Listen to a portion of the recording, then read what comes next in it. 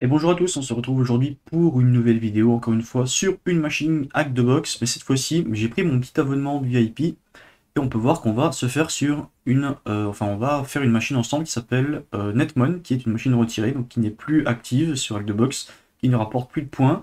De mémoire, ça fait très longtemps qu'elle est plus disponible, et sa particularité, c'est que c'est une machine Windows, c'est assez, enfin pas forcément rare, mais c'est pas le plus commun sur Hack the Box, et c'est une Easy.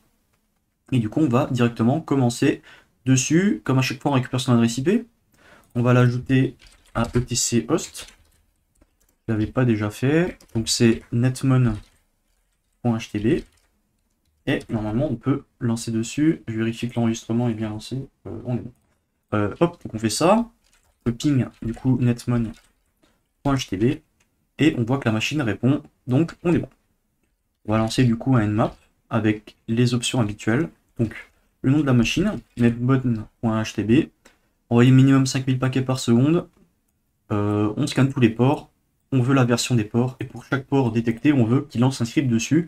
Ça peut prendre un peu de temps parce que les machines Windows, en général, il y a beaucoup de ports qui sont ouverts. Du coup, on va lancer ça et je vous retrouve une fois que le scan est terminé. À tout de suite. Ok, on a notre résultat. Donc, effectivement, ça a pris un peu plus d'une minute. Donc, qu'est-ce qu'on a? On a un port 21, donc FTP, qui est disponible, qui est ouvert, et apparemment, grâce au "-sc", le petit script qui s'appelle FTP Anon a été lancé pour tester si le login Anonymous était autorisé ou pas sur la machine, et de ce qu'on voit, c'est le cas. Donc on peut se connecter sur la machine en anonyme, en tout cas via le FTP, et également de ce qu'on voit, ça a l'air d'être le système de base de Windows. Donc, très certainement que, en fait, si on se connecte en Anonymous, on va pouvoir aller chercher des fichiers dedans. Bon, pour l'instant, on ne sait pas trop ce qu'on veut aller chercher. Du coup, on va continuer quand même notre énumération, mais ça, il y a de grandes chances qu'on doive passer par là par la suite. Donc, port 21, on garde. Port 80, c'est un web. Indie HTTP, donc on a un numéro de version et on a un Pestler PRTG Bandwidth Monitor. Ok. On va lancer directement un Firefox pour ensuite. Hop, on revient ici. Donc on a port 80, un Firefox. Ensuite, on a du RPC. Bon, pas très intéressant. Les deux là, ce sont normalement du SMB. Donc on peut regarder s'il y a des choses à faire par rapport à ça. Pour l'instant, on n'a pas d'utilisateur. Et ici, donc c'est du WinRM de mémoire. Les deux là, je crois que c'est du WinRM. Donc pour se connecter via le protocole WinRM à distance. Donc avec Evil WinRM, un outil qui permet justement de se connecter sur ce port-là. Alors on a besoin d'un login, un mot de passe, ou alors d'un login et d'un hash, parce on peut faire du pass de hash en se connectant dessus avec un hash HNT qu'on aurait trouvé sur la machine. Ce n'est pas encore le cas, on n'a pas beaucoup d'informations, donc on va s'arrêter là. Donc PRTG Network Monitor, donc d'où le nom, Netmon pour Network Monitor. Et du coup on a la version. On a la version, donc si on cherche ça sur internet et même exploit, on a un PRTG Authenticité d'RCE, PCE, donc 18.1.37, 18.1.36, 13.946, c'est exactement ça. Security, on a l'air d'avoir des CVE liés à ça, ça peut être intéressant. Donc ici, il y a 22 vulnérabilités, et est-ce qu'on a plus d'informations? Non. Mais ici apparemment, donc si on est en version inférieure à 18.2.39, c'est notre cas, et bien apparemment on peut obtenir un reverse shell. Donc, on va garder ça de côté. On va garder le numéro de CVE également. Bon, pour l'instant on peut pas faire grand chose parce que vous avez vu que c'est authenticated. Donc il faut déjà avoir un compte dessus. Ce qu'on peut faire, c'est juste se rendre sur la machine. netmon.htb. Et là on voit bien que c'est PRTG Network Monitor et on nous demande un login, un mot de passe. On l'a pas, on peut essayer admin. On l'a pas. Si on cherche sur internet, par exemple default create, login name PRTG admin et mot de passe PRTG admin également. On peut tester si les logins et mots de passe par défaut sont toujours réutilisés. Non, ce n'est pas le cas, ok. On n'a pas plus d'informations. Alors qui dit PRTG Network dit peut-être du SNMP comme il l'indique ici, qui tourne sur le port 161 en UDP. 161, 162 de mémoire, je crois. On peut regarder ça. Spoiler, il n'y a rien à faire de ce côté. Et là, vous avez vu, il nous reste ceci.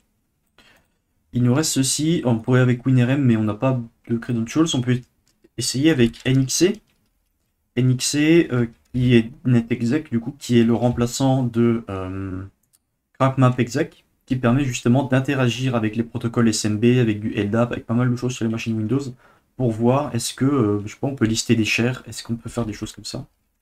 Donc, netmon.htb, donc on veut taper sur le SMB, parce que c'est le port 139 445, enfin les ports. On tente de se connecter en anonyme, et derrière, au niveau des shares, on peut par exemple lister s'il y a des shares qui sont disponibles. Alors ici, non. On a un access denied. Donc apparemment, le login n'est pas autorisé. On peut essayer en guest. On guest avec un mot de passe aléatoire, je crois.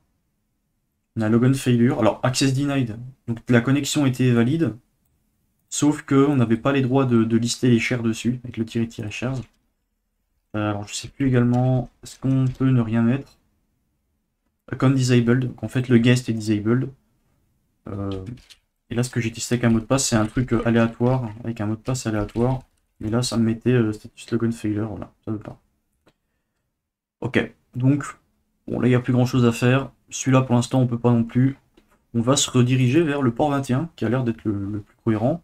Et une fois qu'on aura des choses à regarder par rapport à ça, on va pouvoir tenter de se connecter sur notre interface PRTG. Donc, qu'est-ce qu'on a à faire ici? On va essayer du coup FTP sur le netmon.htb. Et pour se connecter en mode anonyme, comment ça fonctionne? On fait Anonymous. Et quand on nous demande un mot de passe, on ne précise rien. Et là, on peut voir User Login. On a un code de retour qui commence par un 2, donc qui est positif. Et là, si je fais un ls-la, on peut voir que je peux lister tout ce qu'il y a. Si je fais un pwd, on peut voir que je suis à la racine. Donc, par exemple, je peux aller dans Users. Donc, cd Users. ls-la. Pourquoi je fais -la pour lister absolument tout ce qu'il y a dessus, tout ce qu'il y a dessus. Est-ce que je peux déjà aller dans admin? Ça pourrait être sympa. Access denied, dommage. Est-ce que je peux aller dans cd all users? ls-la. On voit que là, il y a plein d'utilisateurs apparemment dedans. Il y a un Pestler qui est, comme on le rappelle, l'entreprise en gros Pestler qui s'occupe de développer et de mettre à disposition PRTG. Bon, on peut regarder dedans, peut-être qu'il y a des choses intéressantes. ls-la, PRTG monitor, on va dedans. CD. Et là, qu'est-ce qu'on a? Là, on a des configurations. Configuration.dat. Là, on pourra regarder au niveau de PRTG où sont stockés les credentials. Credentials storage. Where stored password saved. Data storage, je vais réussir. Intégrer des credentials. Donc, déjà cookie. Là, qu'est-ce qu'il nous dit? Ils nous disent pas grand chose. Security features here. Regardez. SSL encryption. CTRL F. Password. Every counter requires the password. Bon, ils n'ont pas l'air de le mettre ici non plus. Ok. Data storage, PRTG Program Directory. Donc c'est dans Program Files, PRTG Network Monitor, apparemment. Et après, il y a des folders avec des fichiers, subfolders. Ok, Data Directory. Ah, les fichiers. Donc PRTG configuration de date, c'est ce qu'on avait. C'est ici. Il nous dit quoi? Il nous dit monitoring configuration. Et apparemment, c'est toutes les configurations par rapport aux fichiers, donc c'est sensible. Le point hold, c'est la backup justement de l'ancienne version. Bon, on peut regarder ça, on peut télécharger pour voir est-ce qu'on a des trucs intéressants dedans. À la fois là-dedans, donc on va get ceci. System cannot find the file specified. Oui, parce que il y a des espaces. Non, il veut pas. Ok. Fait que je vais mettre comme ça, donc point date, on va mettre le point hold.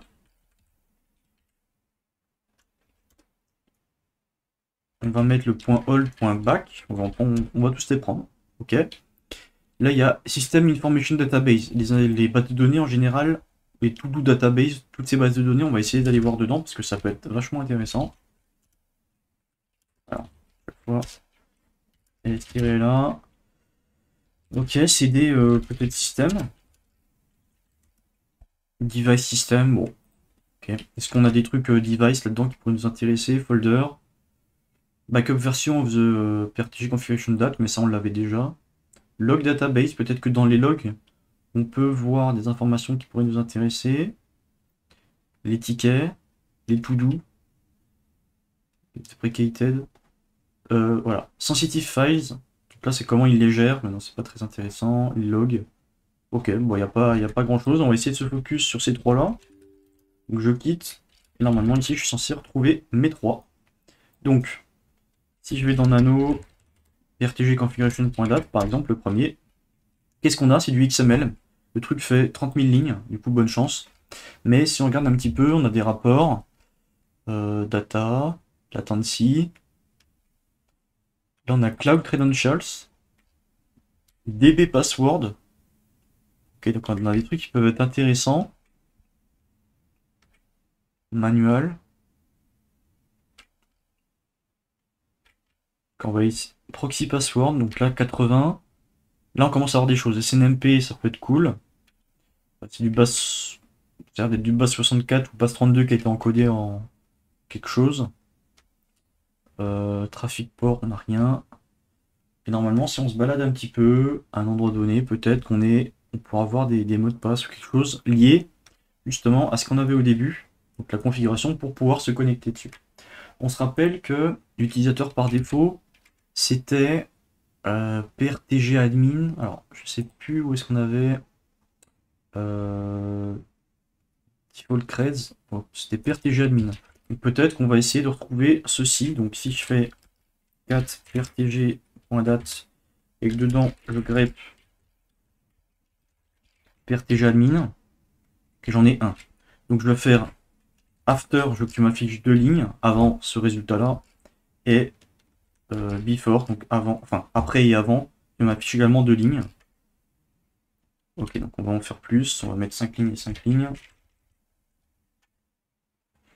Donc login PRTG, last login, on va même encore faire, on va demander même, on va faire un tiret N pour avoir la ligne. C'est 29 942. Du coup, alors, je sais pas comment on fait pour go to line quelque chose. Go to line. C'est contrôle slash. Ok. Enter line number. Donc ceci. Et là, qu'est-ce qu'on a? On a du coup login PRTG admin. On a un email. NANA. Et si on se balade un petit peu là-dedans. Ok, on n'a pas grand-chose. Le mot de passe, mais il est chiffré. Donc est-ce que c'est possible de récupérer ceci et de le casser? Donc PRTG creds crack. Authenticated. Bon, il n'y a pas l'air d'avoir grand chose. Et si l'on continue, il y a d'autres choses, mais pas ce qui nous intéresse. Okay. Donc peut-être qu'en fait, il n'y a pas l'information qu'on veut là-dedans. Si on va regarder dans le point hold et qu'on grep la même chose, est-ce qu'on a également un résultat? Non. Alors je veux pas un anneau, du coup je veux un 4 et je veux un pipe. On en a un à la même ligne. Ben on peut tenter. On peut tenter de faire un anneau. Et c'est 29 042. Donc, on a la même chose. Donc ça ne nous intéresse pas. Mais on a un hold.back. Donc si on refait la même en .back, on voit qu'ici on a autre chose. On a ligne 141, un commentaire qui est user PRTG admin. Donc si on a ce nouveau dedans, donc je peux y aller à la main, c'est assez proche. 68. 125, on va y arriver. Voilà. Ici, on peut voir que DB password, apparemment, on a un user qui nous le met en commentaire PRTG admin. Et dedans, on a ce qui a l'air d'être du coup un mot de passe, puisqu'on est dans DB password. PRTG admin 2018. Donc, on garde sous la main. J'ouvre ici un nouveau Sublime Text. Donc là, c'était code, mais là, le folder dans lequel on est, du coup, c'est pas ça. Est-ce que si je contrôle S, je suis dans Workspace, je suis dans Netmon, et je vais l'appeler pass.txt. Donc dedans, on met notre PRTG admin et le mot de passe qu'on a trouvé qui était PRTG admin 2018 écrit comme ça. Donc on va essayer de se connecter dessus, voir ce que ça nous donne. PRTG admin et derrière on tente de se connecter. Ah, login has failed, please try again. Ok, c'est chiant. C'est chiant parce que c'était le seul mot de passe qu'on avait. Peut-être que le mot de passe est utilisé pour se connecter ailleurs. Peut-être que avec NXC par exemple, on a notre PRTG admin et on a notre mot de passe. On peut essayer. PRTG admin. Status login failure, c'est chiant, ok. On peut essayer du coup avec WinRM. C'est un peu ce qui nous reste. Donc c'est netmon.htb. Le mot de passe qu'on avait et le user PRTG admin. C'est un peu la seule chose qui nous reste. Et normalement, on va voir, donc ça prend un peu de temps, on va voir que ça ne fonctionne pas non plus. Et là, on est un petit peu emmerdé, mais on peut se dire, ok, ça c'était du coup dans le hold.back. C'est-à-dire que c'est une backup d'un ancien fichier de configuration. Et le mot de passe, c'est PRTG admin 2018. Si on retourne sur notre FTP, anonyme, Anonymous, on entre sans rien, et derrière on retourne dans du coup users, cd all users, cd c'était quoi, pas slash comme ça, ok, cd prtg network monitor, et là on avait ça, et là on voit que les deux la configuration même de base, parce que la .hold en fait, on peut voir qu'au niveau des octets, elle contient exactement la même chose, donc en gros les deux sont les mêmes. On voit que la configuration c'était bien 2018, qu'elle avait été faite, donc d'où notre mot de passe PRTG admin 2018, mais les configurations actuelles, en tout cas au moment où la box a été mise en ligne, c'était de 2019. Donc on peut se dire entre 2018 et 2019, il s'est passé une année, est-ce que le mec a pas juste changé son mot de passe en alors attendez, ça. Oui, il y en a deux qui sont ouverts. Ah oui, il y a toujours l'ancien qui se trouve à chaque fois, c'est chiant ça. Est-ce que le mec a pas juste modifié son mot de passe de PRTG admin 2018 en 2019? Si c'était un employé un petit peu. Un mauvais employé, un petit peu, qui avait un petit peu la flemme. On tente. Et là, on est connecté. On est connecté, c'est la magie. Et maintenant qu'on est authentifié, authenticated, on se rappelle, on avait une petite CVE qui était disponible, donc un exploit, qui nous permettait apparemment d'obtenir un shell sur la machine. Donc comment ça fonctionne? On fait un git clone de ce repository, et normalement, juste on l'exécute, on précise la target IP, target port, donc la machine distante au niveau de son adresse IP, au niveau de son port, et notre machine, donc notre port d'écoute, ainsi que notre IP, pour le reverse shell. On précise le user, le mot de passe, et normalement on est censé obtenir un reverse shell. On peut regarder avant le code source pour voir à quoi ça ressemble pour éviter d'exécuter tout et n'importe quoi. Donc 319 lignes, il est assez court quand même pour un exploit. Là, il y a toute la partie définition des arguments. Donc on a bien le host, port, localhost, localport, user, password. Et là, potentiellement HTTPS si on veut utiliser le port 443, mais c'est pas notre cas. Qu'est-ce qu'il va faire? Il va check si c'est du SSL ou pas. Il va vérifier la connexion. Il va vérifier si la version est vulnérable. Là, il peut générer une chaîne aléatoire, d'accord. Il va récupérer la session, donc tout ce qui est les cookies. Il va créer un nouveau fichier. Donc voilà, ça c'est le payload, donc c'est la charge vulnérable. Alors je sais pas ce qu'il crée exactement, faudrait qu'on regarde en détail, qu'on le décode et tout. Site name, message, apparemment on crée un nouveau message. Down, PRTG network, site name. Donc on peut voir que c'est quand même vachement long. Et dedans, normalement, il va y inclure. Ah oui, ça c'est chiant, ça bug tout le temps avec. Allô? Ok.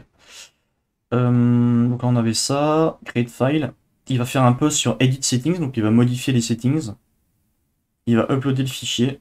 Et derrière, il va préparer une commande. Encore une autre payload. Notify. Là, il va encore créer quelque chose d'autre. Il va initialiser. Bon, ça a l'air un petit peu long. Et normalement, à la fin, exploit. Donc, il va créer tout ça. Il va utiliser une paquet, j'imagine, pour le reverse shell. Et derrière, on va obtenir un shell. Donc, on va récupérer ça. On va simplement faire un petit. Donc là, on va simplement faire un petit git clone. On le place. Donc, cd, cve quelque chose. ls. Et maintenant, on a juste à faire ctrl exploit. Et derrière, du coup, on doit mettre -i la target. Donc, netmon.htb. Alors, je sais pas exactement si on doit mettre le protocole devant ou pas. Bref, on verra. Donc, il va nous dire hein, ce qu'il faut. Ah, il n'y a pas Colorama. Donc, est-ce qu'on a requirements? Non. Pip install Colorama. J'imagine qu'il va tout falloir installer, hein, parce qu'il n'y a rien qui va fonctionner. Voilà. Une paquette. En plus, une paquette, c'est un gros truc. Ok, ça va, c'est assez rapide. Ok. Donc là, il nous manque quoi? Il nous manque le port pour 80. Il nous manque le localhost. Donc on va devoir, dans tous les cas, ouvrir quand même un deuxième shell pour pouvoir déjà récupérer notre IP et ensuite se setup notre reverse shell. Donc c'est 14.7. Donc localhost 10.10.14.7. On se met sur le local port 1337. Et user, on veut PRTG admin et notre password qui est PRTG admin 2019 du coup, la version modifiée. Alors on n'a pas essayé de se connecter directement avec PRTG 2019 avec WinRM ou avec SMB, on aurait pu voir si ça passait. Là je me mets en écoute sur le port 1337. Et ici ça plante, pourquoi? Parce que j'imagine que c'est pas HTTP qu'il faut mettre, il faut juste mettre netmon.htb. Exactement. Donc là, il a bien créé un fichier, il a réussi à se connecter avec PRTG admin. Il fait des trucs. Command stage at. Là, il a créé quelque chose. Ok, donc faut pas se mettre en écoute. Parfait. On va relancer. Donc en fait, le programme, oui, ok, utilise impacket parce que lui se met en écoute directement et nous donne le shell. Je pensais qu'il fallait se mettre en écoute et qu'il allait faire un callback sur nous, mais non, en fait, il va le faire automatiquement. Qu'on a juste à exécuter. Et en théorie, derrière, on est censé obtenir un shell sur la machine. Donc là, listening on machin for the reverse shell. Donc là, normalement, on est censé attendre qu'il y a quelque chose, que le trigger s'exécute pour pouvoir obtenir un shell. Là, si je fais un ls, on peut voir qu'il se passe encore rien parce qu'on n'a pas encore obtenu le shell. On peut voir qu'il l'a juste lancé. Listening on machin. Donc là, en fait, on va devoir attendre. On va devoir attendre que le trigger se fasse. Et après, je vous montrerai comment l'exécuter à la main. Parce que là, on a utilisé un script. Mais c'est bien aussi de le savoir faire manuellement pour voir un petit peu à quoi ça ressemble et si jamais il n'y avait pas des choses qui étaient présentes. De mémoire, il y a aussi un script qu'on peut, enfin pas un script, mais un plugin sur Metasploit qu'on va pouvoir utiliser. Donc normalement, il y a un plugin, si on fait search PRTG, on est censé voir PRTG command execution, quelque chose comme ça. Bon, on peut le regarder. Hein. MSF console-q pour le lancer en mode quiet sans avoir besoin, enfin sans afficher tous les messages du début. Alors ici, je sais pas pourquoi il veut pas. Attends, petit tout qui c'est paquet thread.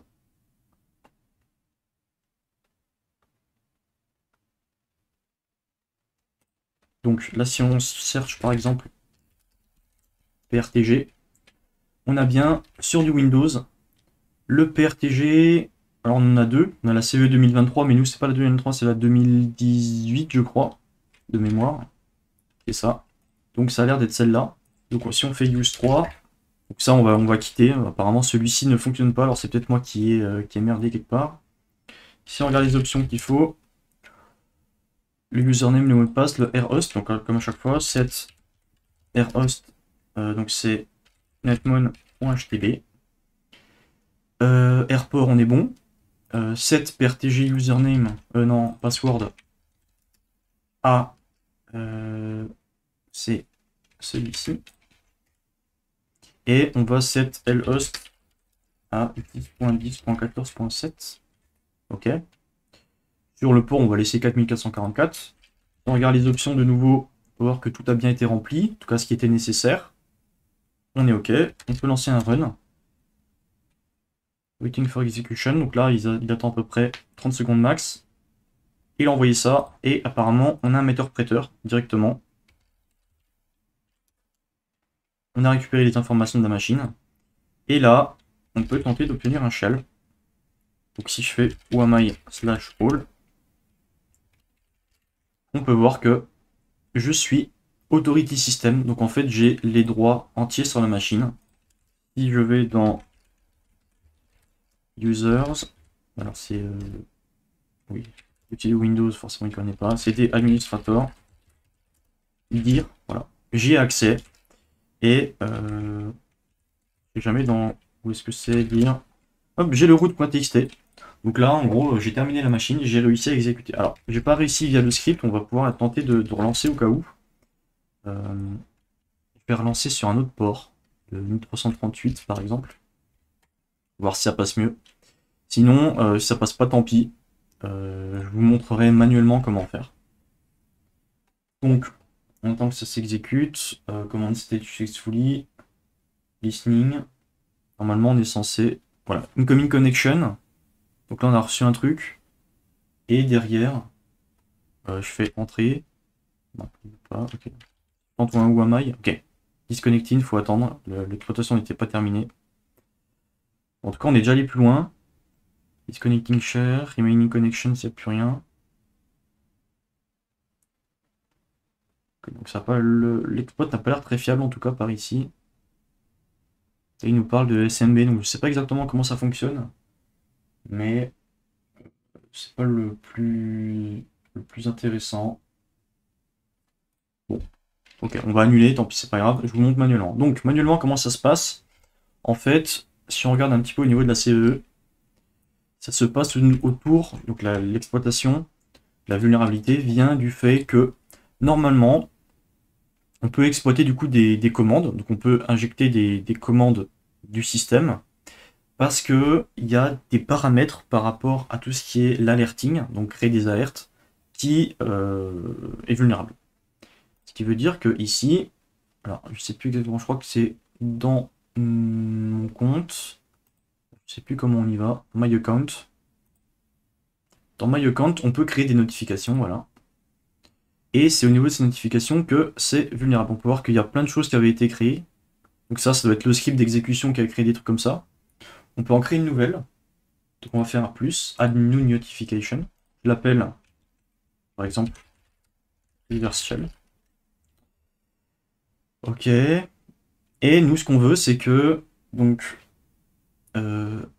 started, schedule, on veut pas, collect notification, on va laisser comme ça. Et nous, ce qu'on veut, c'est, ici, on peut voir, execute programme. Nous, on veut exécuter un programme quand il y a une notification qui est détectée. Donc, on va dessus et on va sélectionner du coup le programme qu'on veut utiliser. Donc, par exemple, 1.ps1, c'est celui de la démo. Et au niveau des paramètres derrière, normalement, on va pouvoir spécifier ici normalement des mots-clés. Sauf que nous, vu qu'il y a une vulnérabilité dedans, on va pouvoir mettre des commandes qui vont être exécutées par le système. Alors je sais pas si on peut trouver l'endroit exact, en tout cas l'explication exacte de la vulnérabilité. Je pense pas, je pense qu'il n'y a rien qui est vraiment rentré trop dans les détails.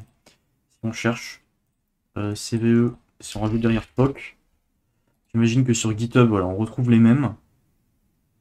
Là il y en a un autre, d'une autre personne. Donc si on regarde en Python, bah, lui il fait aussi 300 lignes, parce que malheureusement, ouais, le payload c'est à peu près pareil. Ils font un gros texte, un gros machin. Mais normalement on est censé, si je fais un CTRL F et je vais voir my account, voilà, on peut voir que payload c'est my account, username password, ok. Et normalement derrière on est censé voir edit notification quelque part, j'imagine. Non, ok, bah il passe pas par là, ok.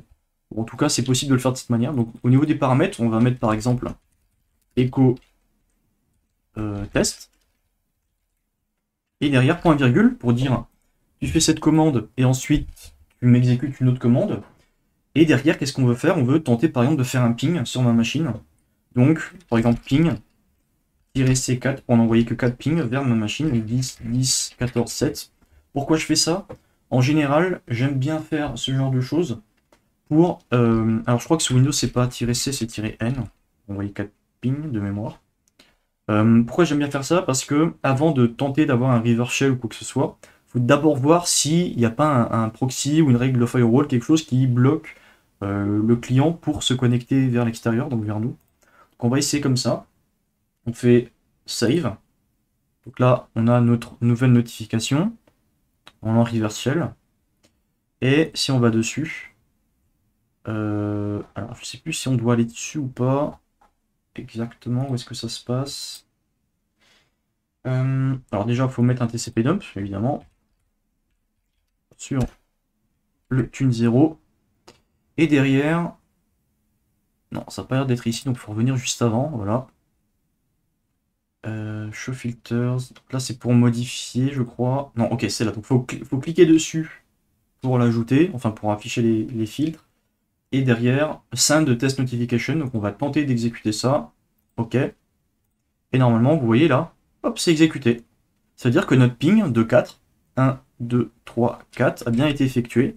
Donc ça veut dire que ici, les commandes qu'on a rentrées là, le ping a bien été fait. Maintenant qu'on a ça, on va tenter d'obtenir un reverse shell. Pour obtenir un reverse shell, vu que c'est une Windows, on ne peut pas utiliser Netcat. En tout cas, il y a de très grandes chances qu'il ne soit pas disponible. Du coup, si vous avez la chance d'être sur Exegol, normalement, il y a des ressources déjà présentes dans les différents containers. Donc c'est dans /opt/ressources. Et dans la partie Windows, il y a Nishang. Nishang, qu'est-ce que c'est? C'est le pseudo de la personne. Pourquoi je mets pseudo? Non, c'est Nishang. C'est le pseudo de la personne qui a fait des scripts PowerShell pour du Red Team.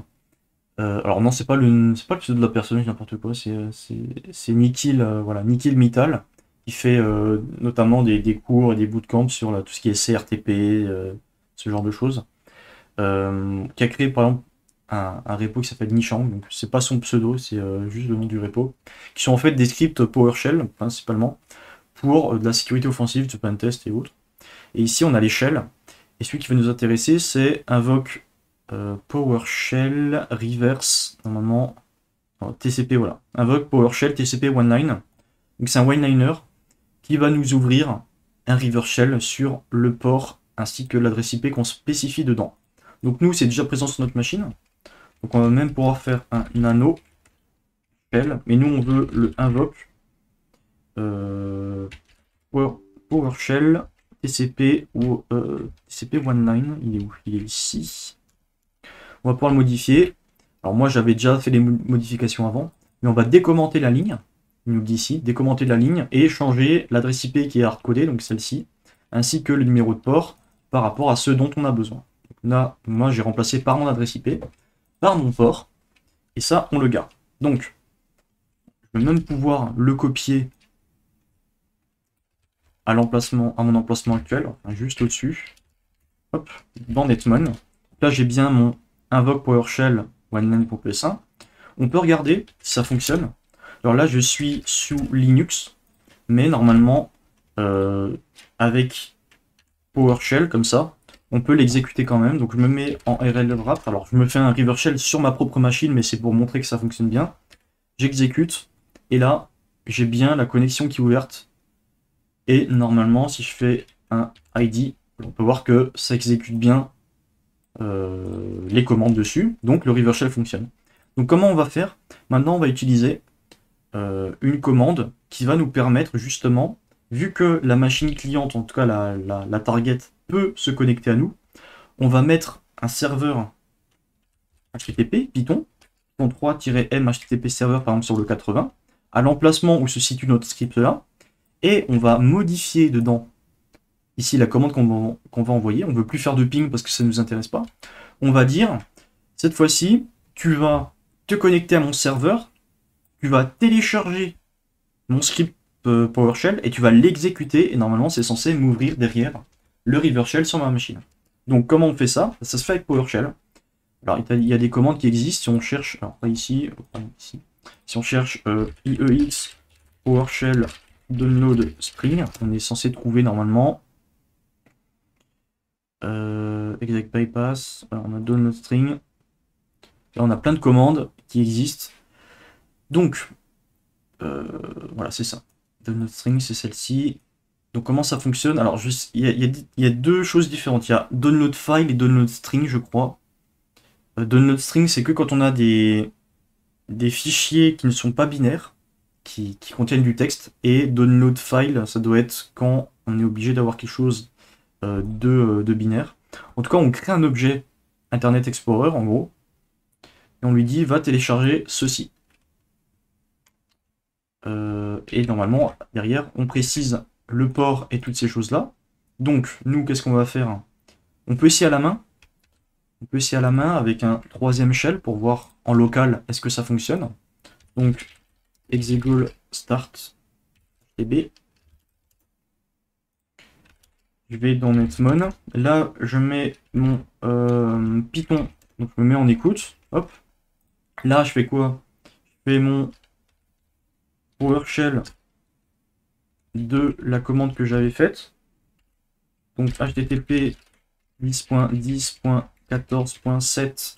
Le nom de mon script, c'est invoke ps1. Comme ça. Est-ce que ça a fonctionné? Peut-être, peut-être pas. Non, ça passe pas. Donc c'est tac tac download string. PowerShell. Donc il faut que je fasse un exec-ep bypass, ce genre de choses. Voilà, il faut que je le fasse comme ça, je crois. Pour simuler la même action. Là, ça l'a bien téléchargé. Là, ça l'a bien exécuté. Et du coup, si je fais un ID, de nouveau, j'ai mon shell.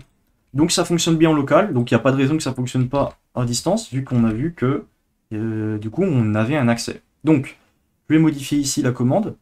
Ping. Et ben, je vais refaire la même en fait. Je sais que je vais faire du PowerShell. Donc PowerShell exec. Cette ligne-là. Alors je sais pas si exactement on doit remettre PowerShell ou si c'est automatiquement exécuté en PowerShell. Je vais quand même le remettre. Exec bypass, alors surtout qu'en Windows on n'est pas obligé de mettre des minuscules, des majuscules, normalement c'est censé passer. Ok, ça m'a l'air bon, on save. Ici on va se remettre en écoute. Et lost connection, pourquoi? Try again. Il y a un problème avec la machine? Ça reboot, peut-être, peut-être pas. Ok, me revoilà. Donc j'ai relancé la machine. Je vais mettre de nouveau en serveur. Je suis bien en écoute. Donc là, j'ai recréé exactement ce qu'on avait avant. J'ai mis ça ici, notre reverse shell. Je save. On est bon. Et là, je vais l'activer et lancer la notification. Ok. Voir si ça s'est passé. On a bien eu le téléchargement qui s'est fait. Mais derrière, ça n'a pas fonctionné. Ça n'a pas fonctionné. Pourquoi? Allez savoir. Il faut modifier un petit peu ça, le script qu'on a. Je crois qu'on n'a pas besoin. Je regarde mes notes rapidement. Je crois qu'on n'a pas besoin de mettre le PowerShell execute, il le fait automatiquement. Il faut juste mettre IEX. comme ça. On doit le mettre, je crois qu'on n'a même pas besoin de le mettre entre guillemets. On va juste l'exécuter. Save. On va tenter, toujours en listening, ok, on va tenter de le relancer. Tac, connection from, voilà. Donc là on a reçu la connexion. Où am I? Autorité système. Et de nouveau, users, administrator. Et là, alors dire du coup, alors je suis en PowerShell, du coup je peux faire un ls. Si je vais dans desktop, normalement je peux récupérer l'utilisateur, enfin le flag de l'utilisateur root. Donc j'ai terminé la machine, je suis administrateur de la machine directement. Il n'y a pas eu besoin de faire des élévations de privilèges. Ici, si je vais dans public, je peux normalement récupérer desktop le user. Donc là, j'ai le user, j'ai le root. On a terminé la machine. Voilà, donc j'espère que celle-ci vous aura plu. Et on se retrouve très vite pour de prochaines vidéos. Allez, bye bye.